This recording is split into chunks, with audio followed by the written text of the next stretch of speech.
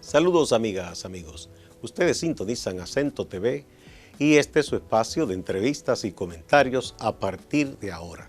Recuerden ustedes que nos están sintonizando en el canal 38 de Claro TV, los canales 39 y 439 de Altiz y en el canal 41 de Star Cable en Santiago de los Caballeros. También a través de las páginas acentotv.do y acento.com.do.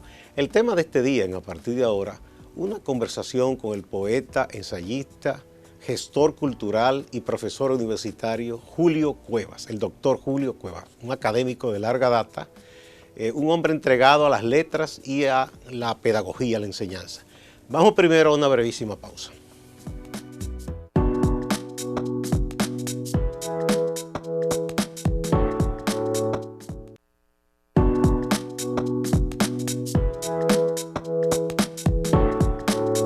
Muchas gracias por acompañarnos. Doctor Julio Cuevas, gran amigo, qué felicidad que nos acompañe en este espacio. El placer es mío, amigo de muchos años. ¿Hace cuántos años? Sí. Éramos jóvenes, felices, y yo indocumentado. Ya usted era documentado en ese tiempo. Bien. Qué bien. Qué bueno que podamos hablar de un tema que me fascina y que se sale un poco de la noticia dura de todos los días. Vamos a comenzar, como tú tienes tantos años en la labor universitaria, en la enseñanza de las letras y materias afines, ¿cómo tú observas aquí en nuestra República Dominicana las enseñanzas de las humanidades y específicamente de las letras y la literatura? Me parece que el tema que estás tocando es un tema muy importante para el país. Porque cuando se habla de las letras, me está abarcando la lengua, y con la lengua el pensamiento, y con el pensamiento al sujeto pensante, crítico, reflexivo. Y además, de paso, la identidad. Y la identidad, sobre todo. Entonces, cuando nos encontramos con una visión de formación de bachilleres en las aulas, donde muchas veces lo que se va es a repetir conceptos y no a plantearse lo que yo he llamado un deleitar enseñando y un enseñar deleitando, con la visión de desarrollar creatividad en el sujeto. Entonces se plantea un ambiente cansón, un ambiente repetitivo, un ambiente de embotamiento mental, que debe ser todo lo contrario que el profesor de lengua y de literatura ha de plantearse en el espacio áulico. ¿Por qué? Porque se trata no de una clase, que es lo que hoy se sigue trillando, el camino de voy a dar clase. No, se trata hoy en día de compartir saberes, que es un concepto donde se tiene al sujeto como elemento que trae una cultura, y no que tú le das cultura. Bien. Sino que tú haces crecer un puntito ahí su universo cultural. Para que me reflexione un poco en esto. Si es cansón, se sigue con esa repetición, si no fascina, si no encanta, si no llena de gozo. Exacto, entonces eso ya de por sí sería Distancia. Poco provocador en el sentido de la curiosidad de aprender, de enseñar, de compartir. Claro. Además, por lo que me dice, sigue siendo verticalista. Claro, o sea, que yo sí. soy el que sé, ustedes son los ignorantes. La raya de pizarro. Les dicto. ¿Sigue así la enseñanza en las aulas? Sigue así. Sigue así. Porque necesitamos adiestrar a esos profesores y profesoras en cómo ha de desarrollar su contacto áulico con el discente, con el estudiante. Y ese cómo debe establecerse a partir de una relación afectiva que inspire confianza y alegría desde el primer momento del saludo, y no que llegó el ogro con la cara vertical, como dicen en el sur, la cara con filo de machete boto. Esa es una buena figura. Machete. Sí, porque mira que un machete fue y si es voto, da más duro todavía. Estoico. Y en lengua y literatura, ese sujeto estoico no cabe. Cabe un sujeto flexible, un sujeto que de manera ética se maneje en una interrelación de confianza entre profesor y estudiante, estudiante y profesor. Pero siempre en las aulas, Julio, recuerdo, en todos los niveles, cuando uno viene estudiando, hay profesores que uno dice, qué bueno, toca la hora de fulano, fulana, que se siente uno bien, que aprende, que uno no se siente tenso, pero hay otros que uno dice, ay, me toca ya con esa persona. Es un dolor de cabeza. Qué bueno que pasé esa materia. ¿Qué he hecho? O dicen, qué bueno que, viendo el pensum, dicen, qué bueno que no me lo voy a encontrar más a ese profesor. Y nunca te recuerdan. El profesor de lengua y literatura tiene que fijarse eternamente en la memoria del sujeto. Y para fijarse, tiene que dejar huellas en su hacer. Y esa huella debe estar revestida, Gustavo, de un incentivo en el desarrollo creativo, imaginativo, reflexivo, tal y como lo planteaba Hostos y don Pedro Enrique Sureña, asumir al sujeto como un sujeto que razona, o ponerlo a razonar. Mira por qué es importante que los ministros de educación y los gobiernos asuman la lengua, la literatura y las humanidades en su conjunto, sobre todo en estos países como el nuestro, subdesarrollados y aún todavía dependientes, porque es a partir de la lengua y de la literatura que el sujeto puede conocer su mundo y transformarlo, conocerse a sí mismo y conocer al otro. Y yo pienso que fortalecer su identidad, su ser individual y nacional. Ahora bien, la parte de la identidad también es muy importante porque es la lengua quien le permite reconocerse y reconocer al otro. Y al reconocerse, asume conciencia de dónde viene y hacia dónde va. Es decir, ¿cuál es mi espacio? ¿Cuáles son mis vínculos? No simplemente con lo que donde nací, sino donde voy y los que están. Es decir, yo soy parte del otro. Yo no soy yo de manera aislada. Yo soy el nosotros. Entonces, a partir de ese concepto, que la escuela de hoy debe asumir la enseñanza, que es un compartir de saberes de la lengua y de la literatura. Lengua es poder.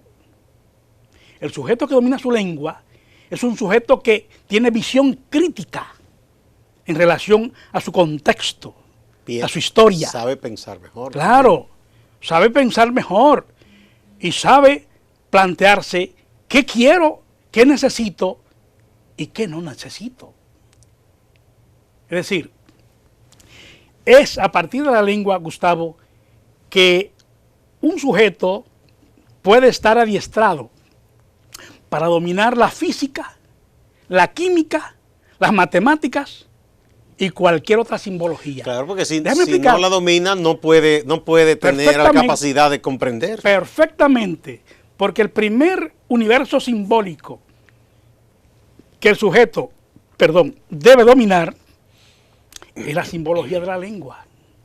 Y a partir de ese dominio de la simbología de la lengua, entonces estará en capacidad, sí o no, de dominar las demás simbologías. Ahora bien, Julio, Doctor Cuevas. Tengo que decirte, Julio, porque que tú eres mi amigo hace muchos Entre años. mi amigo, entre tú y yo no hay título.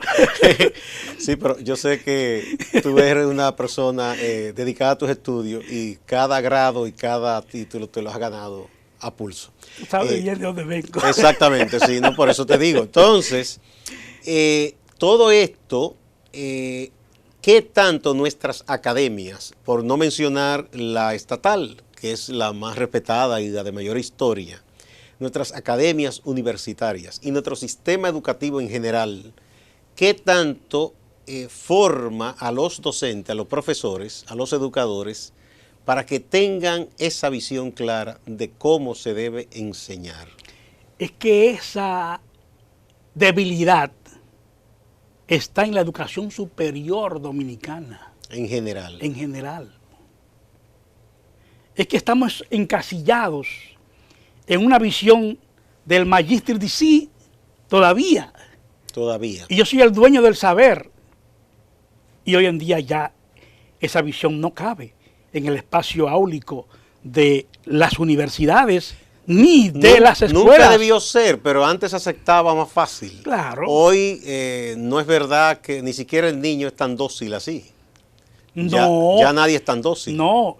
Y ya nadie tampoco está aceptando lo que tú me digas como porque verdad tú lo absoluta. Dijiste, y verdad absoluta. Porque tú eres el dueño del saber y tú eres el que enseña. No.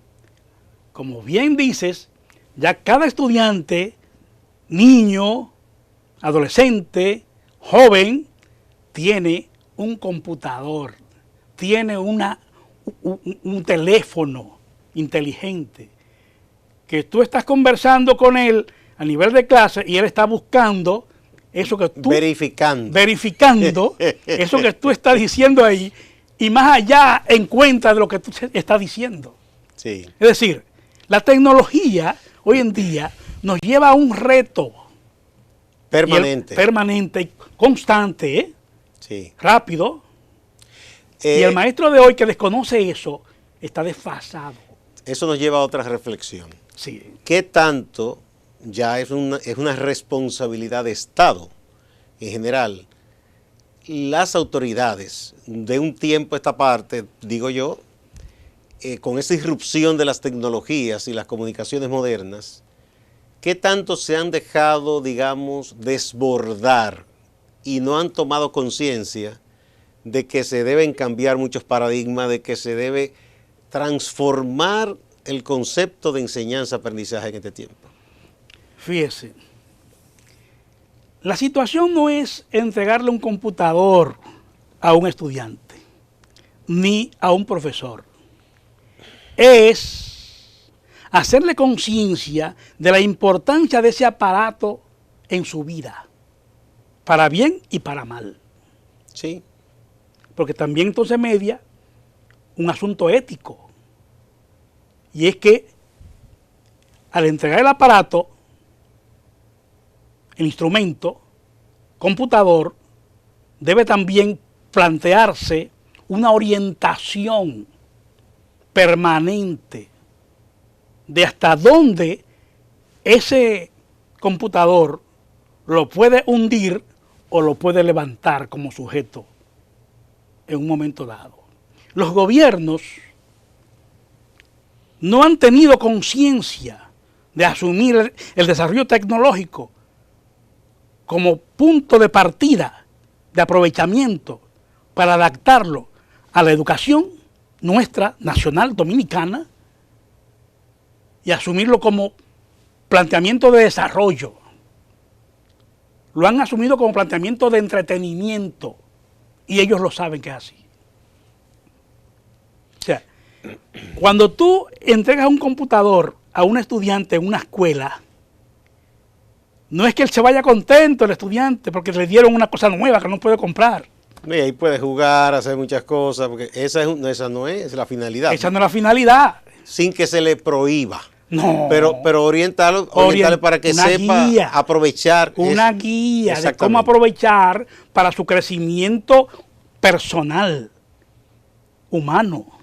Claro que para hacer eso el profesor debe ser también entrenado. El primero. El primero. Es el primero. Y luego entonces, a través de la asociación de padres y amigos de la escuela, los padres, los tutores. Es decir, es una acción que va encadenada con la familia, las iglesias, los clubes, la escuela. En otra palabra, la comunidad, el contexto comunitario. Contexto comunitario, sí, que es lo que hoy en día no se da. La escuela está aislada de su comunidad. Usted ve todos esos fenómenos que se han dado en la escuela, de niños que matan otros compañeritos. Es el respeto solemne que se tenía antes a la escuela, como si fuera un templo, de alguna manera se ha perdido. Se ha roto. Se ha roto. Y algo está conllevando a esa ruptura. Y ese algo no se ha buscado el fenómeno de las causas que lo generan, que es un problema ético, político. ¿Por qué político? Porque también ahí hay un asunto económico, donde los gobiernos se han descuidado.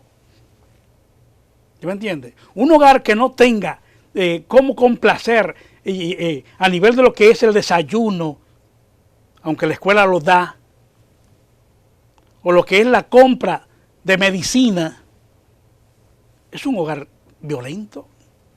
Y la violencia que se da en un hogar también se traduce en la niñez que vive en ese hogar, o en los niños y niñas que están en ese hogar.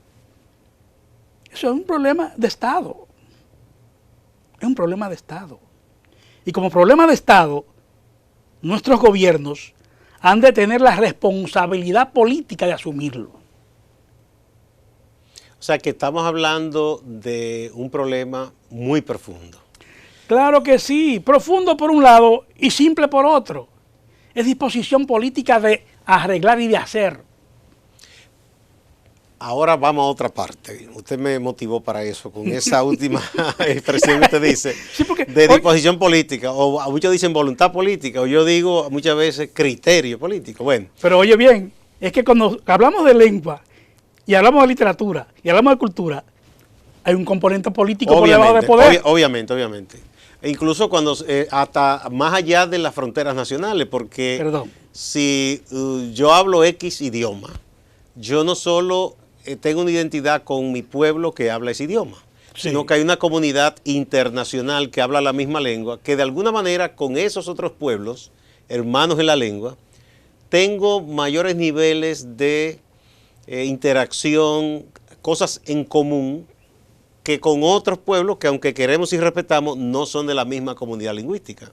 Así mismo. Eso es así, ¿verdad? Así mismo. Bueno, eso nos lo enseñaban ustedes siempre, los profesores de lengua de letras. Yo creo que se sigue enseñando así, sí, claro. Lo que es una comunidad lingüística. Muchos de nosotros seguimos todavía esa visión. Qué bien. Bueno, lo que decía era que me lleva a otra entonces reflexión, otra pregunta que quiero hacerle. Ya que usted habla de que no hay esa decisión política. ¿Por qué? Bueno, porque un joven, cualquiera, una joven, quiere estudiar cualquier carrera relacionada, que no esté relacionada con lo tradicional, con las profesiones que se insertan en nuestro modelo económico y que producen plusvalía a los dueños del capital, ¿verdad? No va a estudiar ni ingeniería industrial, ni economía, ni contabilidad. Ni derecho. El derecho incluso ya lo ven, ya no tanto, pero quiere estudiar, digamos, una carrera de las humanísticas, arte, plástica, quiere estudiar teatro letras puras, y va a buscar un crédito a las entidades que lo otorgan, algunas privadas que dicen que están abiertas, y no le dicen muchas veces francamente no. Algunos son más sinceros y dicen, mira, estamos tratando de alentar estas carreras, que son las que forman la gente. Cómputo. La que forma a la persona para ganar dinero sin pensar mucho. Porque parece como que no se quiere que la gente piense tanto.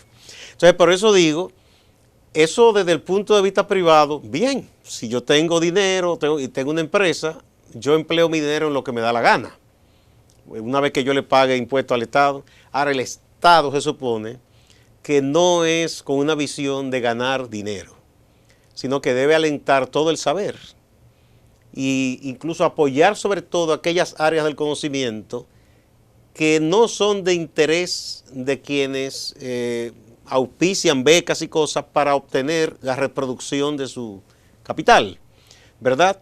Entonces, es por eso, o sea, la decisión política de alentar más las artes, alentar más el pensamiento, alentar más las humanísticas. La creatividad. La creatividad y todo eso. Fíjese una cosa. La cultura. La cultura. Fíjese una cosa. Perdón, para cerrar la reflexión que quería provocarle, porque si no lo hace el Estado, no es verdad que le va a interesar de manera decidida a actores privados. Puede ser que aporten algo, pero esa no es su finalidad.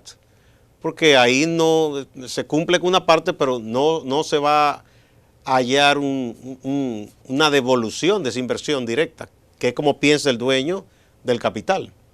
Pero déjeme ponerle este puntico aquí, porque me están haciendo la señal. Cuando volvamos, para que usted me devuelva esa bola.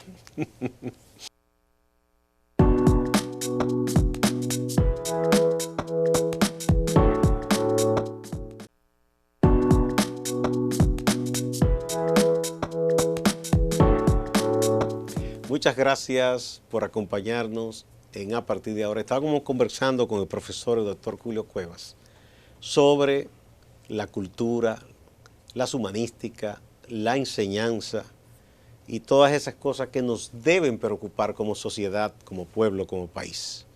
El por qué el Estado no asume esa responsabilidad de alentar esas áreas del saber que no son del interés del actor privado, que hace con su dinero lo que le venga en gana.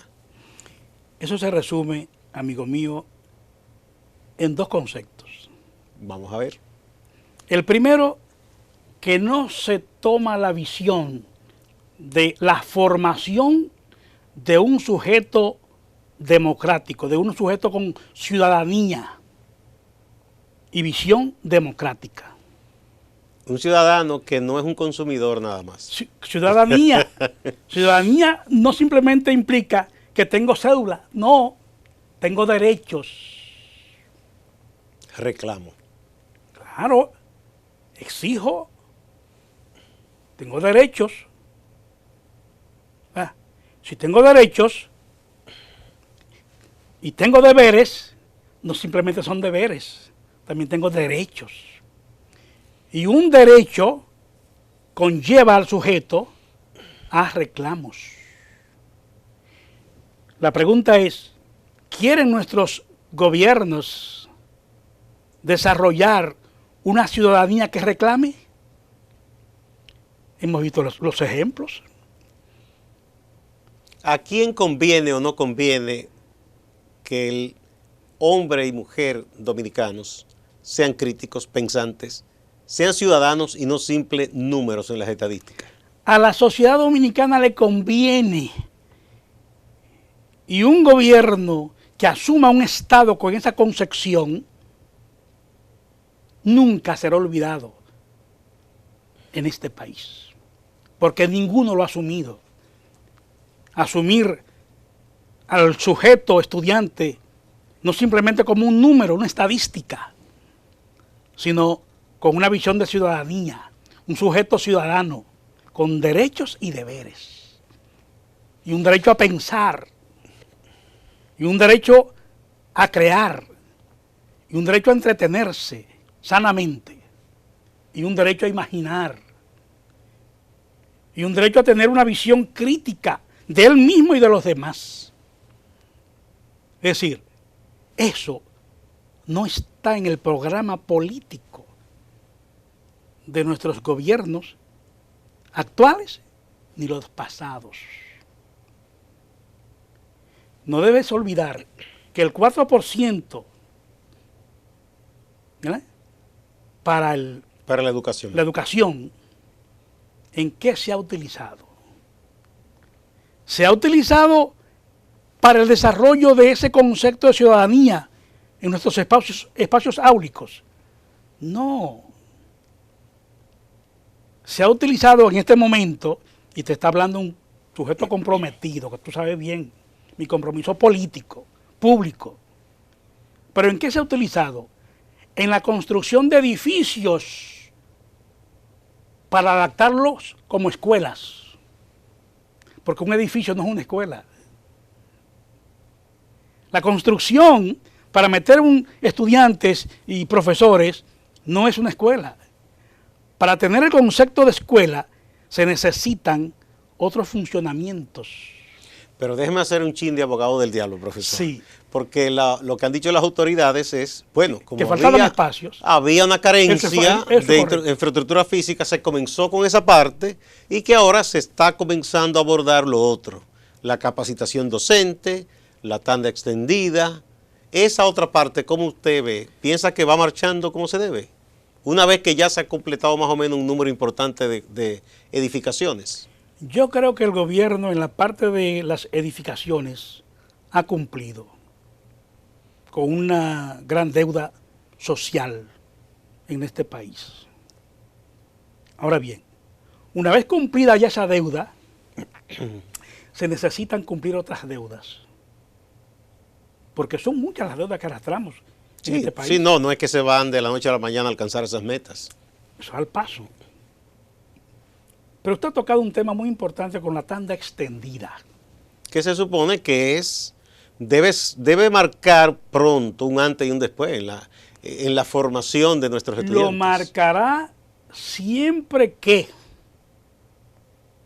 se observe el vacío que está sucediendo y que se está creando en las escuelas con tandas extendidas. ¿Qué es lo que está pasando hoy? Que la familia envía al estudiante a su desayuno seguro, almuerzo. A su almuerzo seguro. Que uno lo dice fácil, pero para una familia pobre le están resolviendo gran parte del problema. Eso está bien, pero ¿qué es lo que está mal de eso? ¿Qué está mal? El hecho de que llega un momento en que hay un espacio en donde profesor y estudiante comienzan entonces a dormirse. Falta algo. Y ese algo debe estar vinculado de manera interinstitucional con cultura, deporte, tecnología, teatro. Y yo digo que incluso ahí música, el inglés, por ejemplo, inglés, que es importante. Idiomas. Idiomas extranjeros. Sí, idiomas, tecnología, música. Entonces esa parte, pintura, digamos, danza, curricular es que todavía estamos flojos ahí. Muy flojo. Muy flojo. Muy flojo. Bien. Y cultura tiene que jugar su papel. Bueno, ya usted me lleva a la otra parte. Y una de las razones por las cuales le quise invitar. Nosotros contamos con un Ministerio de Cultura.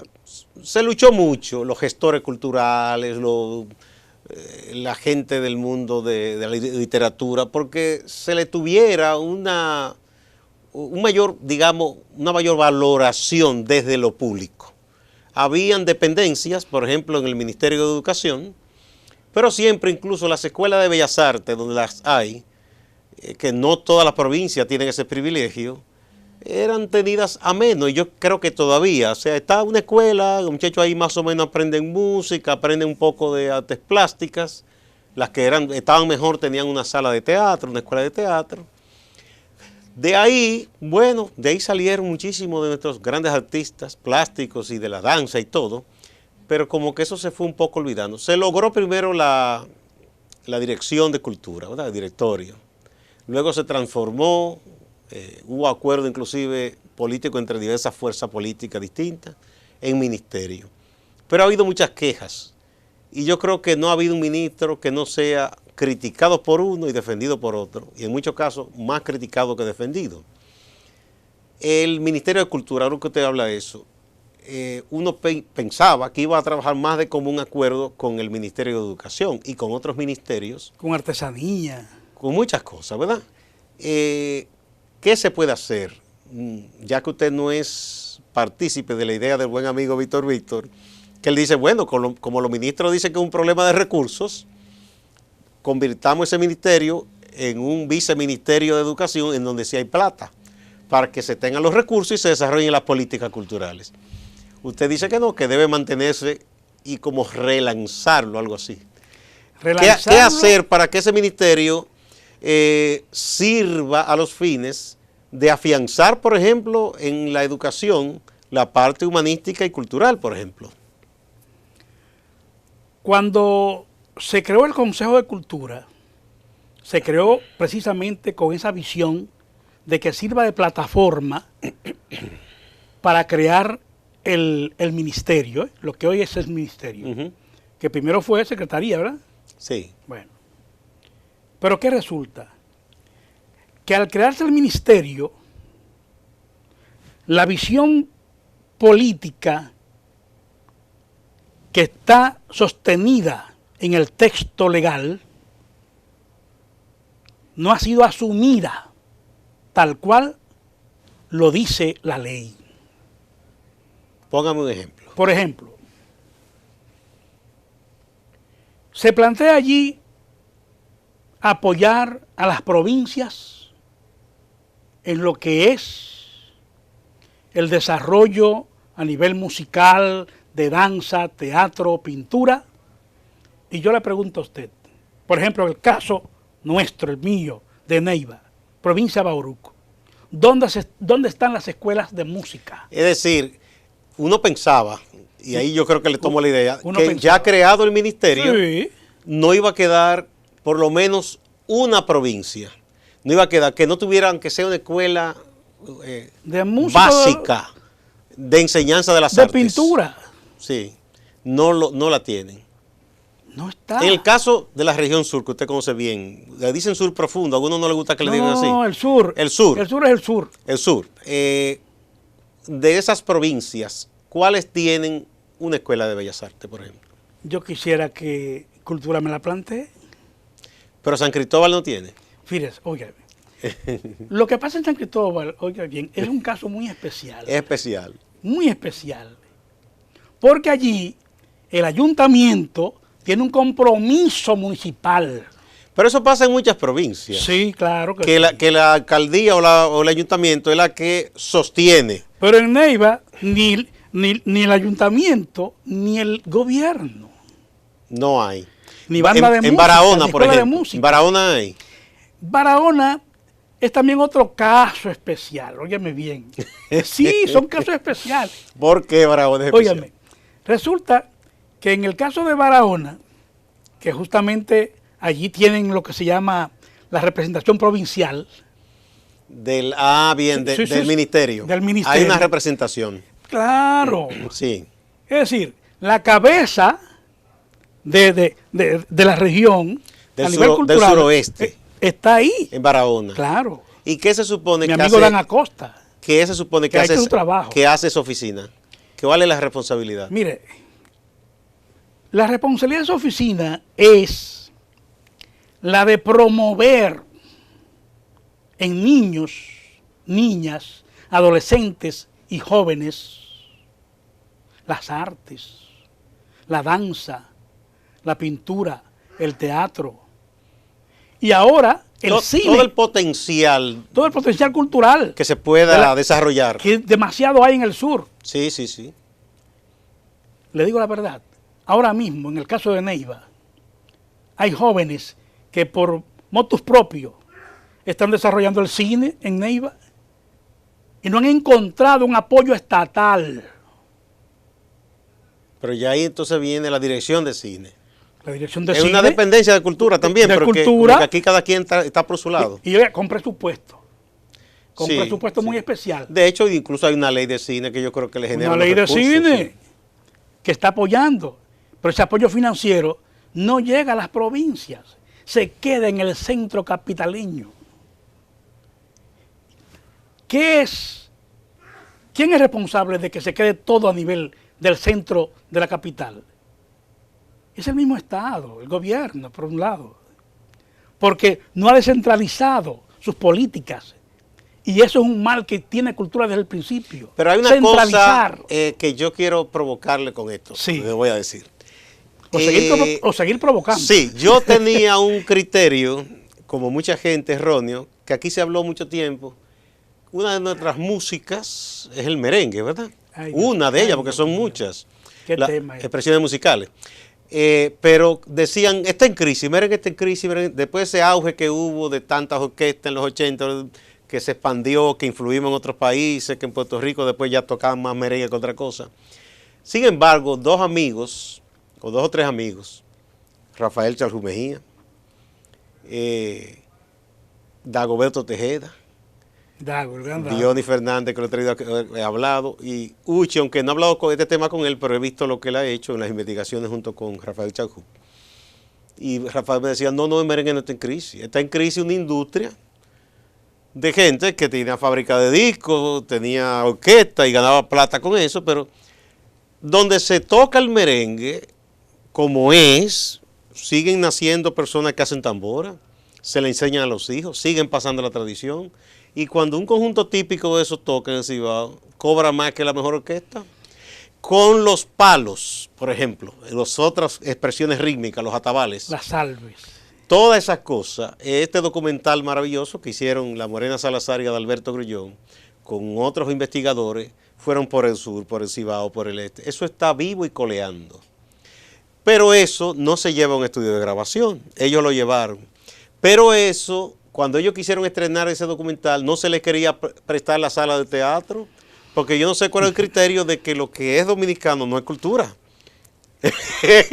O sea, para el que está, para los dueños, digo yo, de ese teatro, no los dueños, los que están ahí, Beethoven, que es alemán, es más digno de esa sala que nuestra gente que construye esos palos, que esos atabales y que ha mantenido esa tradición cultural, que una parte de ella fue reconocida como patrimonio oral de la humanidad, la de los congos de Villamella. Claro. Eso no era digno de estar en esa sala.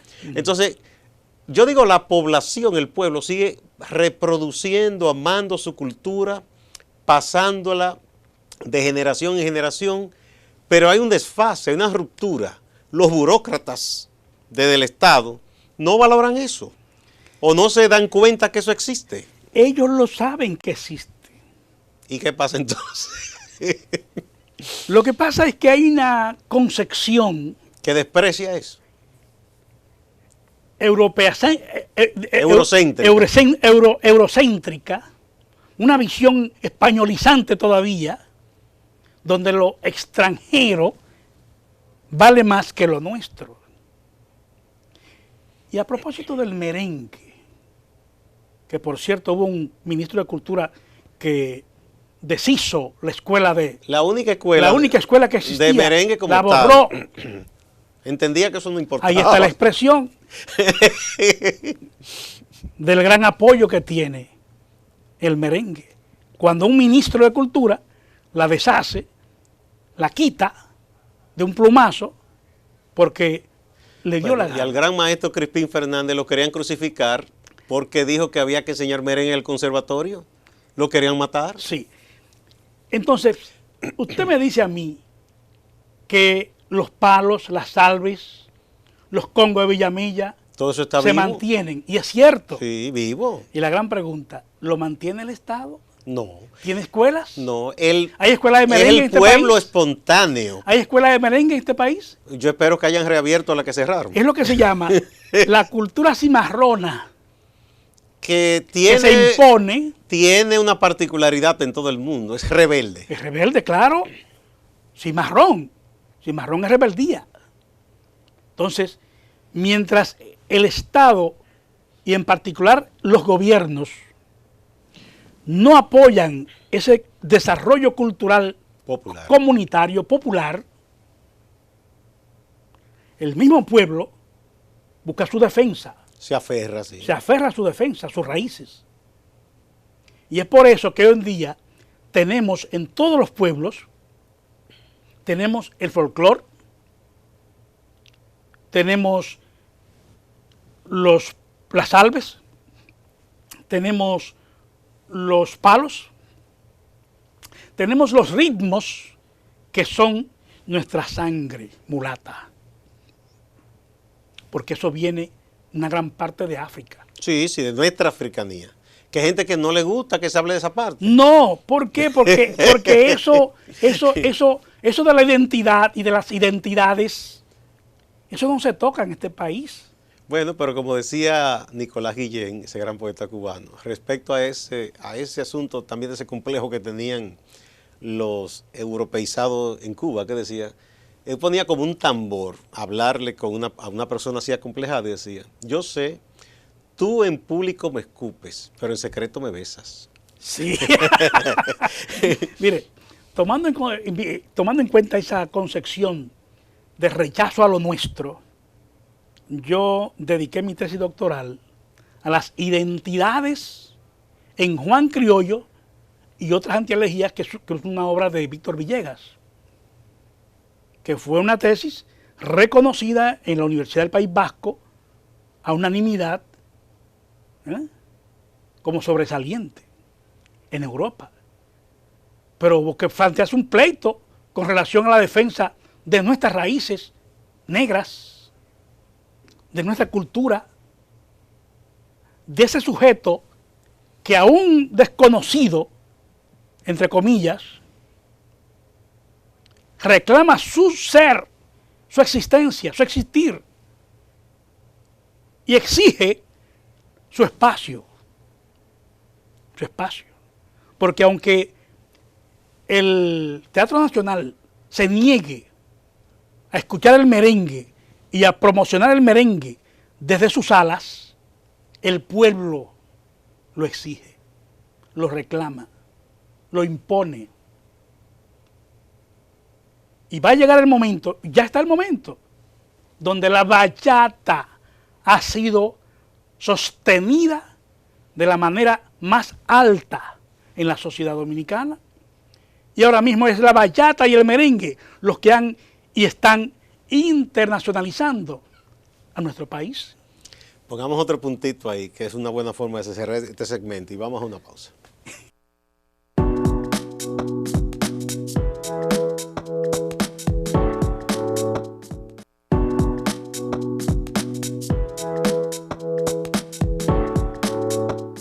Muchas gracias por continuar en A Partir de Ahora. Estamos hablando de un tema fascinante que tiene que ver con la cultura dominicana, nuestra identidad, la educación, la enseñanza y el papel de los diversos actores, los actores privados y los actores públicos, o el gran actor público que debe ser el Estado dominicano. Conversamos con el doctor Julio Cuevas, profesor y un amigo de muchísimos años, que me va a tener que dar la fórmula porque yo lo veo igualito que hace muchísimos años que no lo veo.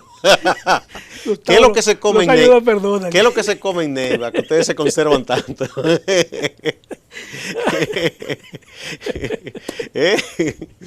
Por cierto, que un pleito histórico interesante. Mira cómo son las cosas de la cultura. Yo he entrevistado aquí amigos que han venido, por ejemplo, los amigos de Baní, por el tema del mango y el clúster, y he traído de San Cristóbal, y hay un pleito bonito.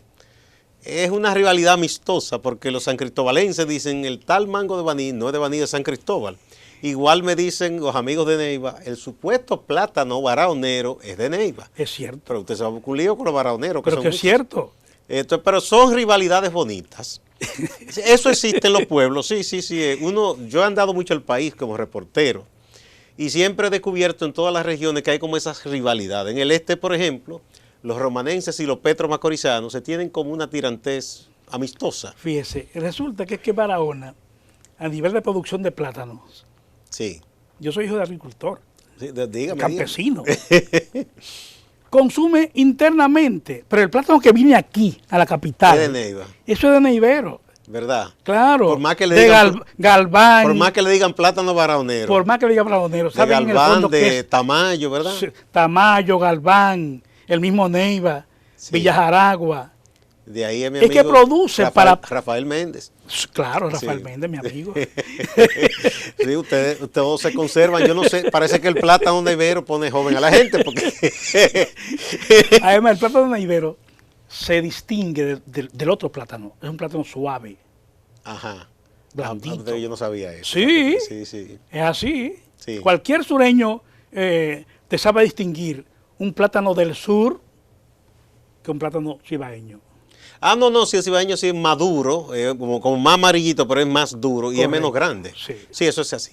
Bueno, bien, entonces esa tenemos. El Ministerio de Cultura, ¿qué podemos hacer para no tomar la idea del amigo Vitico que causó tanto revuelo, pero al mismo tiempo para que siga trabajando, y hay que decir algo, hay personas en ese ministerio que se fajan, que justifican, y más que justifican cada centavo que se les paga. Se fajan a trabajar, asisten al trabajo todos los días, hacen cosas, apoyan a gestores culturales. Quizás hay otros más dichosos, para decirlo de alguna manera, que no se emplean a fondo y son favorecidos por los diversos ministros que llegan ahí. ¿Qué podemos hacer con ese ministerio para que tenga más presencia a nivel nacional? Como usted decía, las escuelas de Bellas Artes. Sí, pero antes de eso debo reconocer que ahí hay gente que trabaja sin apoyo económico. No, me consta. José Enrique García está fajado en la editora. Para decir un caso que mi amigo, pero yo sé muchísima gente más que se faja ahí. Sí, fajado ahí, sin apoyo económico. Sí. Ahora bien, ¿qué debe hacer cultura para salir de ese enclaustramiento actual? Simple. Lo primero es descentralizarse y asumir su presupuesto con lo que se llama acuerdos interinstitucionales. Acuerdos con educación, acuerdos con turismo, acuerdos con las escuelas de artesanía, acuerdo con los clubes, acuerdo con aquellas escuelas de moda. Hasta con, usted me yo dirá, digo que ¿cómo con de el moda? Ministerio de Defensa y con Interior y Policía. Acuerdo con Interior y Policía. Aquí las bandas militares estaban por donde quiera antes y no sé qué ha pasado con buenos músicos que salían de ahí. Y hay bandas musicales, ¿verdad?, que necesitan del apoyo real de cultura en cuanto a la instrucción y también en cuanto a apoyo financiero, si se quiere, para becar. Y lo que usted decía, que hay alcaldías que asumen la Escuela Municipal de Música. Claro. En esos casos pueden trabajar perfectamente en de común armonía, acuerdo. Sí. Acuerdo con los ayuntamientos en las provincias, Sí. de todo el país. Pero sobre todo, se necesita urgentemente un acuerdo, pero en práctica, en hechos, no simplemente rubricarlo, con el Ministerio de Educación y la tanda extendida. Sería maravilloso que a esos niños que van a pasar ese tiempo en la tarde también se les instruya en las artes. Me van a decir, no, ya se firmó el acuerdo. No es que lo firme, es que lo ponga en práctica, lo ejecutes. Porque este país es famoso en firmar acuerdos. Pero en cumplirlos. Bueno, yo me río, perdóneme que me río, porque es verdad que todos los días se está anunciando un acuerdo entre instituciones. Todos los días. Ahora busca una huella. Tú no encuentras una huella. Porque no ejecutan. Y no hay tampoco quien le dé seguimiento a ese acuerdo para que reclame la ejecución. Pero en educación es la sociedad dominicana la que está perdiendo. Son generaciones de jóvenes que son los que van a dirigir este país, que están perdiendo. Porque cuando un joven se liga a la parte artística, al arte, es un joven que tiene otros atributos para dirigir, para ver la vida, para comenzar a trillar caminos de progreso en la sociedad dominicana. No, y no caen en la delincuencia. En asuntos malos, ¿no? En la delincuencia. Sí. ¿Usted me entiende? Entonces, hoy en día, la tanda extendida tiene ese vacío porque no ha encontrado el apoyo interinstitucional de ministerios como Cultura. Si Cultura hace también un acuerdo con Turismo para promover y proyectar la imagen y las obras de nuestros artistas, pintores, escritores, teatristas, gente del cine. Es decir, en cada país que esté dominicana a partir de ese vínculo de cultura y turismo, este país fuera otra cosa. No sé si usted vio un reportaje que publicamos aquí en Acento, del buen amigo Luis José Chávez. Me alegró y me entristeció al mismo tiempo, porque en Moscú, en Shanghái, China, y en otras ciudades chinas, en París, en Barcelona y en Madrid, entre otros países y otros países más lejanos, hay escuelas de bachata. Sí, en Japón. Sí, mencionaba en también. Japón, mi hermano. Entonces, aquí uno echa de menos que en una ciudad que está buscando renacer y ser un atractivo cultural, nuestra ciudad capital, no exista una escuela en donde 24 horas, cuando vienen esos turistas en los cruceros, observen como se hace en Buenos Aires, que usted va y encuentra escuela de tango por donde quiera, ¿verdad? Una escuela y la gente bailando ese ritmo dominicano. Digo yo, y eso no lleva a la gran inversión. No, no. Hasta puede ser una iniciativa particular y que reciba apoyo, claro, del sector público. Y fíjese también otro acuerdo urgente, pero que se aplique, con el Ministerio de Relaciones Exteriores. Si hacemos esa trilogía, cultura, turismo y exteriores, este país en su imagen internacional fuese líder en la región caribeña. Porque tenemos todo.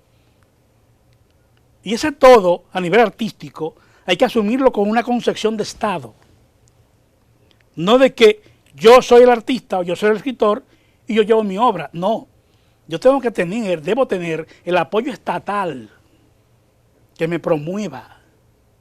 Como hicieron con el boom latinoamericano, que consiguió estados que proyectó esa imagen de México, por ejemplo, con el Fondo de Cultura Económica, hizo muchísimos aportes, la misma Venezuela, Colombia, Uruguay, Argentina, sí. Entonces, la visión de Estado a nivel de la cultura, hoy en día no se siente.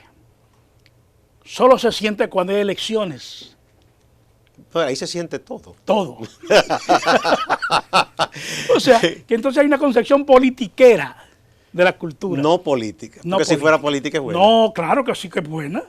Claro. Pero ojalá este país se constituya en una sociedad política por completo. Política de verdad. De verdad. Bueno, muchas gracias, mi querido amigo, el profesor Julio Cueva, doctor, que tantos años ha dedicado a la enseñanza, ¿verdad? Y además que el empeño que pone en valorar su país, su región y su provincia, que aquí, debido a los complejos que una sociedad como esta, la gente, una vez que sale de cualquier comunidad y viene a la capital o a otro sitio, hasta se avergüenza de dónde es.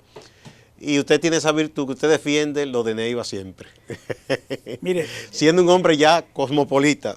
Sí, fíjese, la raíz suya, mía, es lo que nos da sentido de ser como sujeto. Exacto. Yo soy de San Francisco de Macorís y por más que esté mucho tiempo acá o viva en otro lugar, eso no se me va a quitar nunca. Como a los muchachos, si nacieron en tal o cual lugar de la capital, eso permanece por siempre. Así es. Muchas gracias. Gracias a usted. Y a ustedes, amigas y amigos, no se vayan, que hay más en Acento TV.